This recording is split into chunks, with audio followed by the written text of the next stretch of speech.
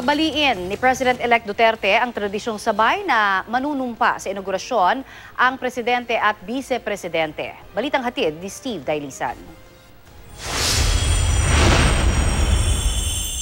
Si Benigno Aquino III. June 30, 2010, eksakto alas 12 ng tanghali, gaya na nakasaad sa konstitusyon, nanumpa si Pangulong Noynoy Aquino sa Quirino Grandstand. Kasunod manumpa ng kanyang bise na si Jejomar Binay.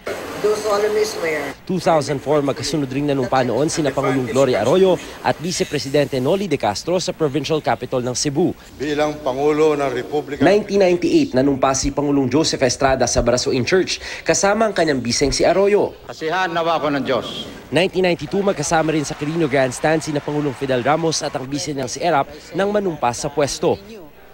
Ang tradisyong ito, babaliin ni President-elect Rodrigo Duterte. Magkahiwalay ro silang manunumpa ni Vice President-elect Leni Robredo. At kung ang mga dating inauguration ceremonies ng mga presidente ay ginagawa sa mga pampublikong lugar, balak ni Duterte manumpa bilang ika-16 na presidente sa loob ng palasyo ng Malacanang, ayon kay incoming Presidential Communications Operations Office Secretary Martin Andanar. Pinag-aaralan pa kung pahintulutan ng mga media networks na maglagay ng platform sa labas ng Malacanang grounds, pero isa sa impapawid naman daw ang inaugurasyon sa mga government stations.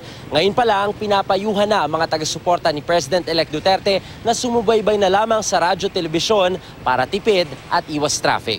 At dahil limitado ang espasyo sa Malacanang, napagpasyang magkahiwalay na lang ang panunumpan nila ni Robredo. Hindi pa ito final. Pero kung ako tatanungin mo, sa limited space na ang kakasya ay 500 to 540 na mga bisita lang ng presidente yan at hindi nakasya.